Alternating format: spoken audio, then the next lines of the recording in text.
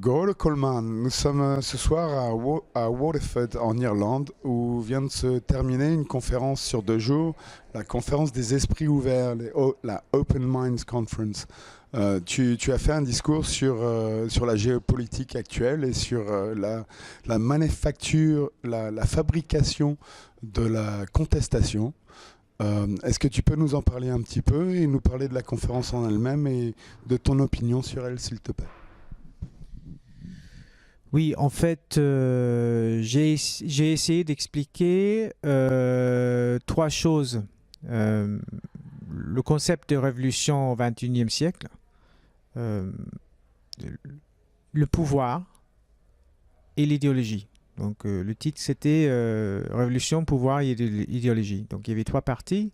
La première partie, c'était de parler du printemps arabe.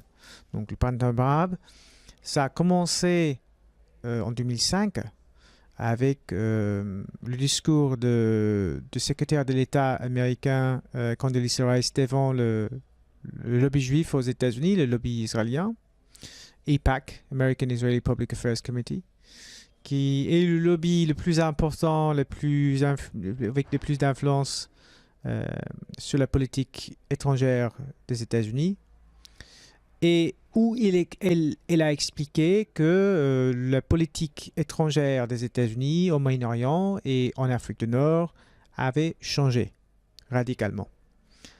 Elle expliquait que le président des États-Unis, George Bush, avait déclaré que désormais les États-Unis soutiendraient la démocratie et la liberté dans le pays où, jusqu'à ce point-là, ils soutenaient des dictateurs ou des régimes dictatoriaux. Bon. C'est très important parce que si vous écoutez ces discours, vous allez comprendre le printemps arabe. Vous allez aussi comprendre la géopolitique américaine. Elle a expliqué que les 2 régimes, le seul régime dans le Moyen-Orient qui pourrait être décrit comme des démocraties était l'Irak occupé et la Palestine occupée. C'est ce qu'elle a dit.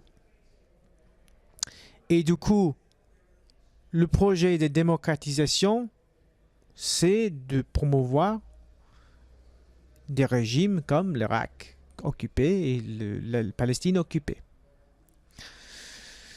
Donc, ça, c'est, si vous voulez, l'origine du concept de Nouvel Moyen-Orient promu par et organisé par les États-Unis. Moi, j'ai cité des phrases de ce discours qui sont les phrases très importantes quand on parlait d'un projet international sans précédent. Sans précédent. C'était le plus grand projet géopolitique américain de ce siècle et peut-être depuis un siècle. Il s'agit d'un ensemble des instituts comme American National Endowment for Democracy, Movements.org, etc., qui formaient de la jeunesse. La jeunesse en Afrique du Nord qui était déjà en explosion, une explosion de jeunesse là-bas, de beaucoup de jeunes.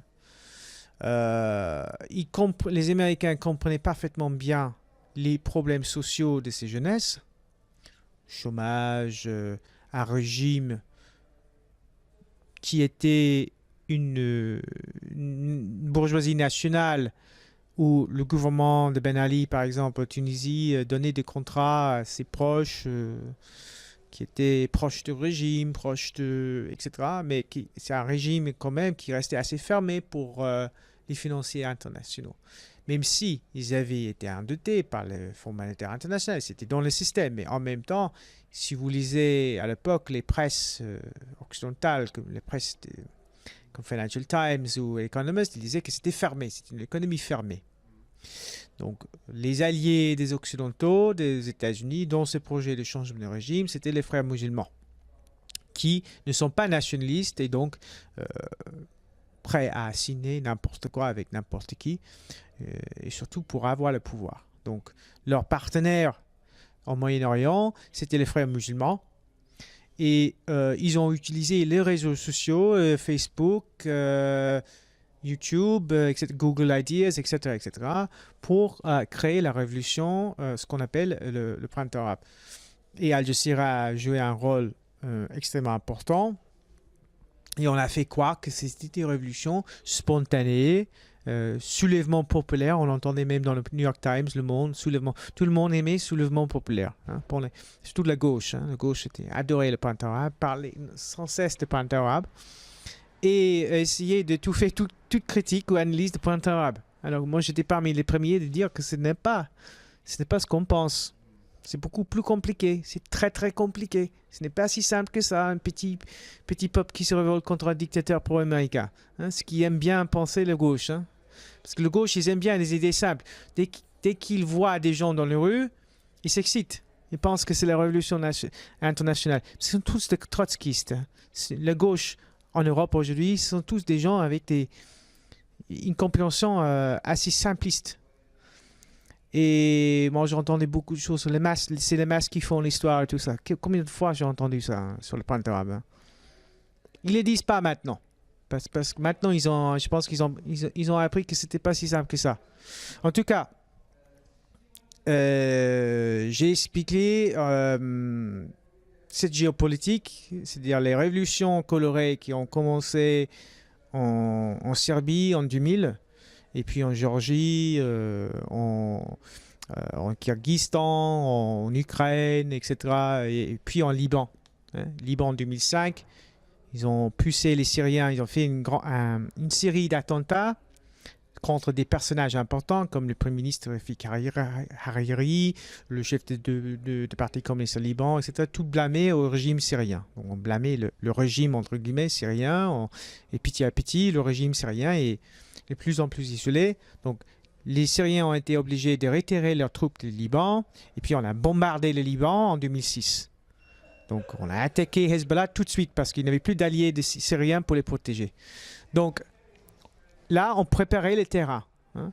Et puis les documents Which Path to Persia qui étaient publiés par le Brookings Institute aux États-Unis qui a élaboré la stratégie contre l'Iran, c'est-à-dire il faut d'abord attaquer la Syrie, détruire la Syrie, et puis petit à petit l'Iran. J'ai parlé aussi des actes de parlement aux États-Unis depuis 2003 qui ciblaient la Syrie. Et aussi, j'ai essayé d'expliquer ou de contextualiser la situation de ce pays-là, la Syrie. Avant ça, j'ai parlé de la Libye, bien sûr, parce qu'on a parlé j'ai essayé de le faire chronologiquement, donc jusqu'en 2010. Et puis, le printemps arabe, j'ai expliqué la situation en Syrie ou en Tunisie. Le fait que la gauche ne parlait pas du fait que la Tunisie sur Ben Ali avait été saluée par les Nations Unies pour la réduction de pauvreté. C'est un fait. Mais après, peut-être c'est pas grand-chose, peut-être. Mais j'ai entendu absolument rien de ça. Je défends pas Ben Ali, mais c'est juste un fait. Il faut contextualiser ses leaders. Moi, j'entendais que des voix des petits bourgeois qui étaient dans les rues, etc. Mais les paysans, les pauvres gens, c'est difficile d'entendre leur point de vue. En tout cas, ils ont tout perdu parce que le fonds de solidarité nationale qui avait été créé par Ben Ali, ça n'existe plus. Les premières choses que les révolutionnaires ont faites, c'était qu'ils ont annulé le fonds de solidarité nationale. Après, c'est juste une chose, mais c'est important. Puis le rôle de sniper dans ces déstabilisations. Il y a eu des snipers en Tunisie et en Égypte, en Libye et puis en Syrie. On l'a vu, même chose en Ukraine. Et puis la destruction de la Libye, bien sûr, le contexte d'Africom, le commandement américain en Afrique, le tentative d'empêcher le développement africain qui était prôné par Muammar Kadhafi, le Fonds monétaire africain, les banques africaines, le monnaie africaine, de l'or, le dinar, etc. Le satellite, le premier satellite en Afrique, créé par la Libye, pratiquement tout ce qui est positif. Ces 20 dernières années, en Afrique, c'était la Libye. Il y a un livre en français qui s'appelle La politique africaine de la Libye, que je conseille fortement aux lecteurs. C'est le seul livre objectif que j'ai lu. Je ne me souviens plus le nom de l'auteur maintenant, mais La politique africaine de la Libye, c'est un très bon livre que j'ai lu où il explique que la Libye en Afrique était un grand concurrent de la France. C'est la raison pour laquelle Sarkozy n'aimait pas Gaddafi, parce que la Libye était une concurrence. Donc j'ai essayé un petit peu plus la politique libyenne en Afrique, le fait qu'ils étaient en train de développer l'économie, l'agriculture, ne plus devoir importer du pain de la France, mais de produire leur propre pain, etc. Tout ça a menacé les marchés français, les marchés des pays européens et américains, bien sûr. Donc la Libye a menacé la mondialisation. Donc j'ai expliqué aussi le fait que ce qu'on appelle la révolution en Syrie a été planifiée en Angleterre, finalisée en 2009, et que ça a été révélé par l'ancien Premier ministre français, Roland Demas, à la télévision française, et que les médias n'en parlaient pas, ils n'ont jamais parlé de ça. Donc, il y a beaucoup de choses, et je n'ai parlé que de la moitié des choses dans ce discours, parce que dans une heure, on ne peut pas, mais il y a beaucoup plus. Il y a 10 fois plus de choses qu'il faut mentionner. Donc, à la fin, j'expliquais comment les snipers ont déclenché la violence à Daraa en mars, en Syrie, et comment ce qu'on appelle les associations, les organisations des droits de l'homme, sont complices de terrorisme. Sont, pour moi, des organisations terroristes criminelles. C'est tout. Ils n'ont aucune crédibilité. Human Rights Watch, Amnesty International. Je ne veux plus entendre d'eux. Si quelqu'un les cite, pour moi, comme source de fiabilité, je le rejette tout de suite. Pour moi, ils n'ont plus de crédibilité. Il faut les ignorer. Il ne faut pas les citer. Et c'est fini. C'est fini tout ça. On n'entend plus ça. Moi, j'en ai marre d'entendre Human Rights Watch, Amnesty International. C'est la même chose que dire le département de l'État américain a dit. Ça n'a aucune crédibilité pour moi. Donc il faut arrêter avec le droit de l'homme. Tout ça, c'est une idéologie bourgeoise en tout cas. Pourquoi la gauche parle de droit de l'homme? Depuis quand? On n'a jamais soutenu le droit de l'homme. Les marxistes ne défendent pas les droits de l'homme. J'en ai marre d'entendre ça, franchement. Donc j'ai parlé un peu de ça. Et puis l'idéologie. Donc j'ai essayé d'expliquer un peu l'idéologie de tout ça. C'est-à-dire pourquoi il n'y a pas un mouvement contre la mondialisation. Un mouvement efficace. Et c'est parce que on est les élites, les gens comme Soros, les départements militaires américains, ils ont bien étudié la lutte des classes. Et ils ont une meilleure compréhension du marxisme que nous. C'est ça le problème. Et donc ils ont créé des mouvements de fausse opposition qui empêchent tout changement réel. Et ça, c'est Occupy Wall Street, c'est Nuit debout, etc., etc. Donc pour changer la société, il faut deux choses. Il faut comprendre la mondialisation, les structures de mondialisation, les instituts, etc. Il faut aussi comprendre notre histoire, l'histoire de la classe ouvrière et de leur lutte pour la libération dans l'Union soviétique, dans l'Albanie socialiste, dans les pays où on a construit effectivement des sociétés socialistes avec tous leurs défauts, tous leurs problèmes, mais des sociétés qui étaient objectivement socialistes. Et ça, personne ne le fait aujourd'hui. Donc, on n'a aucun parti politique aujourd'hui qui défend le socialisme comme mode de production. Parce que même ceux qui se prétendent marxistes-léninistes, etc., en France ou ailleurs, ne comprennent pas la mondialisation. Ils ne veulent pas comprendre. Ce qui veut dire qu'ils ne sont pas vraiment des communistes. Tu vois ? Je le vois.